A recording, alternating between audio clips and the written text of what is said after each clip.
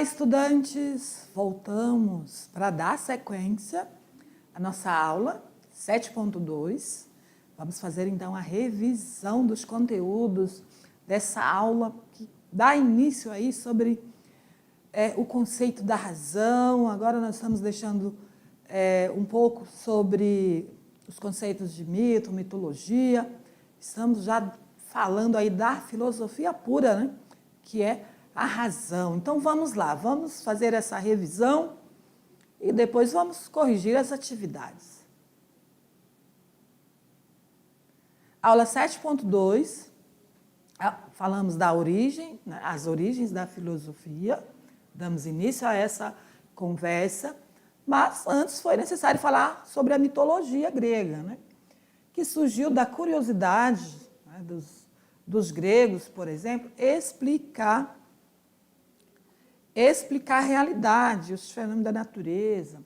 Por isso eles criavam mitos, né, com deuses, vários deuses, forma então para resolver o problema da existência. Os gregos usavam então a imaginação para criar personagens mitológicos, como vocês viram muitos mitos como o Minotauro, o Centauro e outros deuses, né, que habitavam o mundo dos homens, capaz de influenciar a vida deles, como titãs, deuses e outros. As principais nascentes da mitologia, lembra que era por meio da literatura, de textos escritos por dois escritores importantes, como Homero, século 8 a.C., com a Ilíada e Odisseia, e Hesíodo, século 8 a.C., com a Teogonia. Então, eram textos escritos poéticos que contavam a história dos heróis, dos deuses, né? Então, por meio desse gênero aí. Então, vocês já estão aí por dentro do que é mito, mitologia, o conceito, né? É uma palavra grega, mitos, que significa narrativa, ou seja, a oralidade. A narrativa é essa capacidade de falar, né? Que é a oralidade. Explicava, então, os mitos, era uma forma, então, de explicação dos fatos da realidade. Os mitos também assumiam formato de lendas, né? Como, por exemplo, as lendas das deusas, dos deuses. A mitologia, então, refere-se tanto ao estudo dos mitos, como também o conjunto delas. O conjunto dos mitos era determinado de um povo. Cada povo, cada grupo social tem ali mitos referentes à sua cultura, né, como o folclore brasileiro. O estudo dos mitos, então, trata então da origem e evolução dos significados. E finalizando, então, com o conceito de razão. O que é razão? A razão tem origem na palavra ratio, palavra latina, ou grego, logos, que significa reunir, juntar. Ou seja, é pensar, falar ordenamente, com medida, com clareza, de modo compreensível. Razão é a capacidade que nós temos de racionalizar, ou seja, de ter uma ideia real sobre algo, ou algo real, ou abstrato, algo no passado, no presente ou no futuro. Então, logos, segundo os gregos, é a razão que governa o universo, harmoniza o acontecimento das coisas, segundo Heráclito. O logos se torna, então, um conceito filosófico revelado como razão. Então, é por meio da razão que a filosofia nasce, né? Somente os pré-socráticos. E foi se desenvolvendo por meio, então, dos filósofos Sócrates, Platão e Aristóteles, e depois vieram os filósofos, por exemplo, helenísticos, né? Então, nós vamos falar desses períodos aí. Do mito razão, o nascimento, então, da filosofia. Os filósofos se afastam dos mitos, né? Que era a forma de explicar as coisas, e parte, então, na reflexão para explicar a sua realidade, ou seja, começaram a questionar a realidade. A filosofia, então, originou-se de Mileto, né, que é o Tales de Mileto. Foi na cidade de Mileto, na Grécia, né, uma cidade. E depois o primeiro deles foi Tales, né? Anaximandro e Anaximenes, os três filósofos aí pré-socráticos, que deu origem, então, à reflexão. Né? Começaram a questionar a realidade por meio da razão. Muito bem, agora nós vamos dar início a atividades. Vamos para a correção das atividades? Vamos lá corrigir, vamos ver o que nós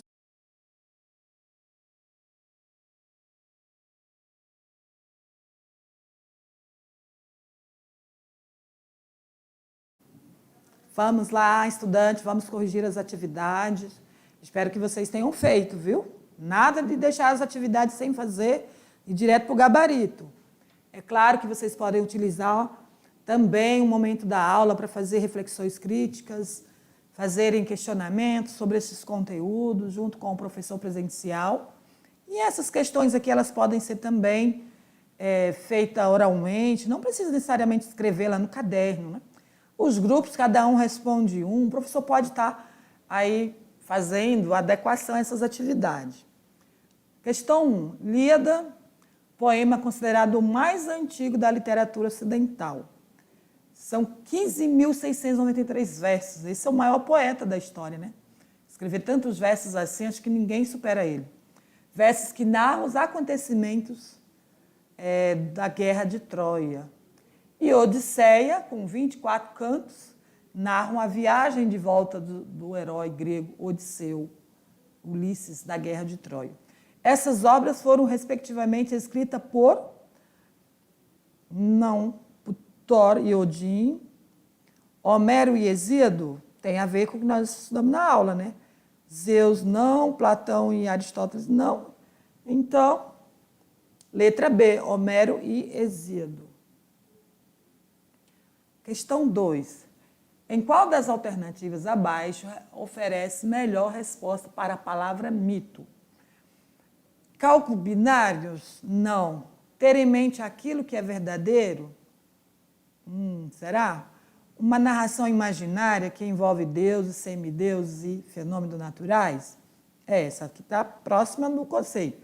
Não tem nenhum tipo de significado?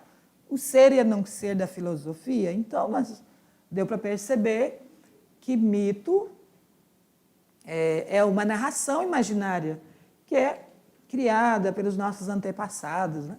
Ah, professora, quer dizer que hoje nós não fazemos mito?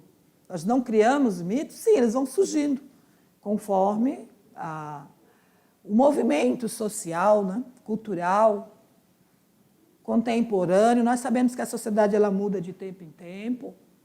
Então, vai surgindo lendas e mitos. Agora, o mais comum é falar sobre extraterrestre, né? Os mitos dos extraterrestres. A gente ouve falar muito sobre isso, que alguém viu, alguém conta uma história. Aqui no Brasil nem tanto, né? Mas aí em outros países, Estados Unidos, eles têm um foco em pensar de que existe seres extraterrestres, né? E ficam inventando, aparecem luzes e não sei o quê, umas imagens que não é nítida.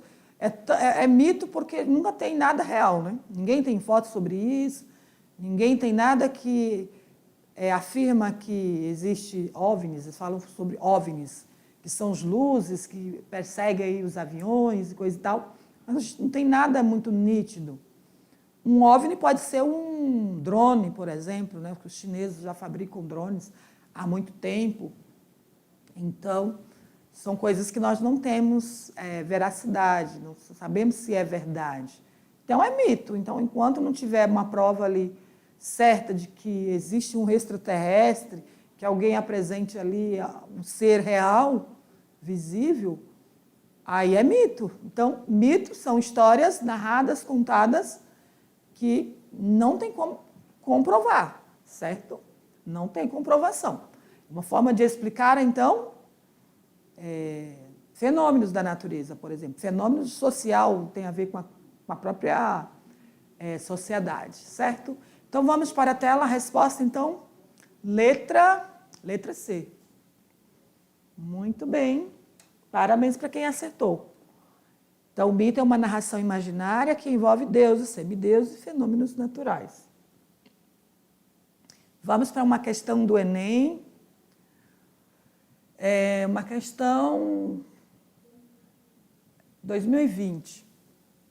Vamos fazer a leitura do texto. A mitologia grega teve papel fundamental na transmissão de valores que soam familiares a nós ainda hoje, das nações de ciúme e de inveja, da soberba ao heroísmo. Somos herdeiras de determinado jeito de pensar que nasceu na Grécia Antiga.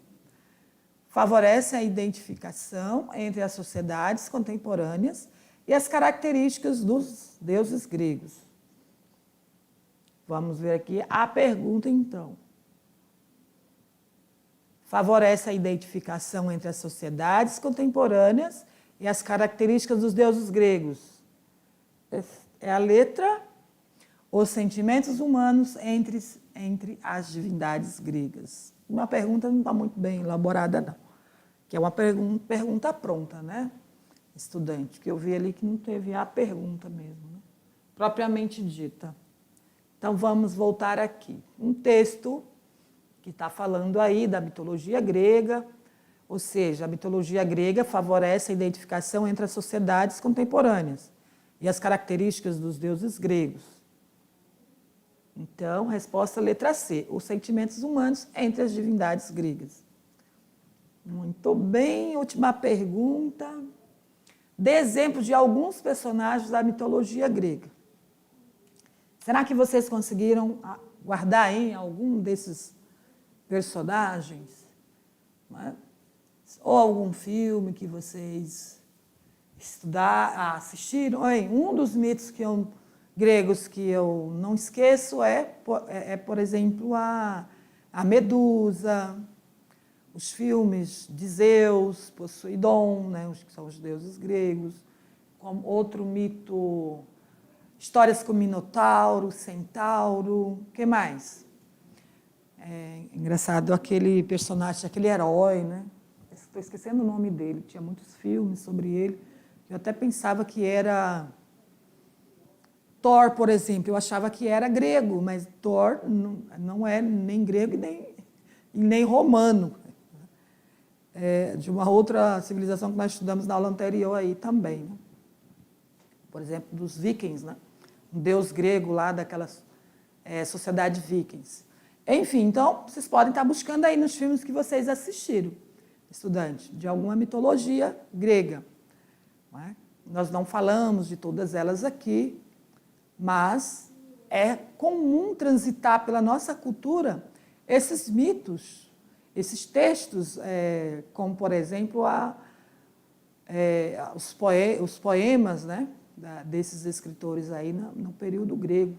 São textos muito antigos, porém se eternizaram, né, pelo valor da cultura. A cultura grega é muito destacada nos textos, principalmente em textos científicos, históricos, filosóficos, porque é a base da filosofia, né? A sociedade grega, a cultura grega é a base da filosofia e também foi a base para a arte clássica, a arte greco-romana.